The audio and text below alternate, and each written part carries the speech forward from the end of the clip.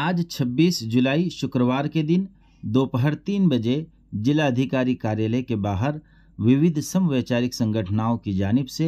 विशालगढ़ के मामले में निषेध व्यक्त करके कलेक्टर साहब को मेमोरेंडम दिया गया और अपील की गई कि इस मामले के जो असल आरोपी है उन्हें गिरफ्तार किया जाए और जिन लोगों की दुकान मकान गाड़ियों का नुकसान हुआ है प्रशासन की तरफ से उन्हें भरपूर मुआवजा दिया जाए। जिले में विशालगढ़ और महाराष्ट्र में विविध प्रार्थना स्थल और जैसे नंदुरबार शहर के अंदर हजरत शादुल्ला पहाड़ी दरगाह, ऐसे अनेक महाराष्ट्र के अंदर जो पवित्र प्रार्थना स्थल के ऊपर जो अमानुष नुकसान और बेकसूरों पे जो हल्ला हो रहा है, तो मैं सबसे पहले हमारे समविचारी संगठन के तरफ से उसका जाहिर निषेध करता हूं। मेरी प्रशासन से मेरी एक विनती है कि ये जो हल्ला करने वाले और इनके पीछे जो मास्टरमाइंड है, इनके ऊपर तत्काल सखोल चौकसी होने के बाद उन पे कड़क कार्रवाई होए, ऐसी मेरी उनसे विनंती है। नंदुरबार जिल्ह्यातल्या अल्पसंख्याक संघटना आणि पुरोगामी ज्यांना लोकशाही आणि या देशातली घटना मान्य आहे त्या संघटनांच्या वतीनं कोल्हापूर जिल्ह्याच्या ठिकाणी ज्या पन्हाळगडावर जी काही घटना झालेली आहे, अल्पसंख्याक समूहाला टार्गेट करून काही धर्मांध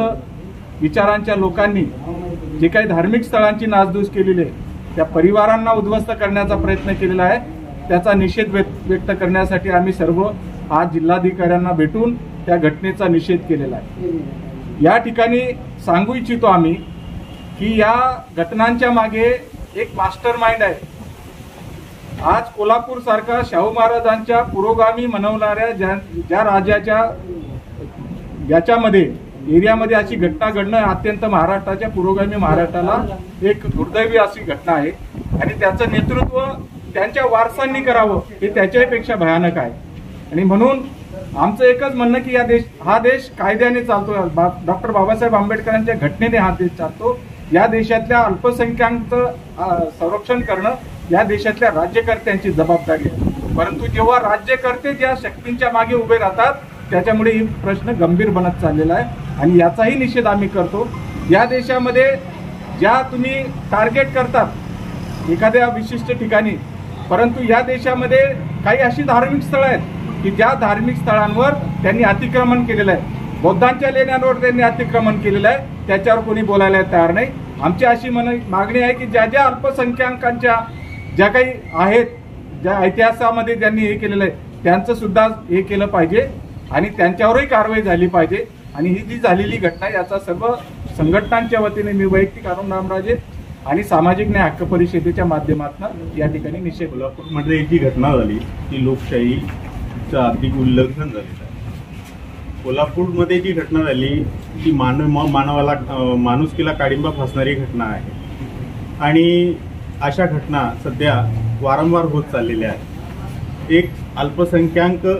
घटकाला टार्गेट करून यात काही 10 वर्षाच्या काळामध्ये या मोठ्या प्रमाणावर या घटना होत चाललेल्या आहे। याचा मी जिल्हा सरोकार समितीच्या वतीने, फुले आंबेडकर स्टडी सर्कलच्या वतीने, लोकशाही जागर समिती जिल्हा कमिटीच्या वतीने मी सुनील ब्राह्मणे या घटनेचा जाहीर निषेध तारखेला शुक्रवार रोजी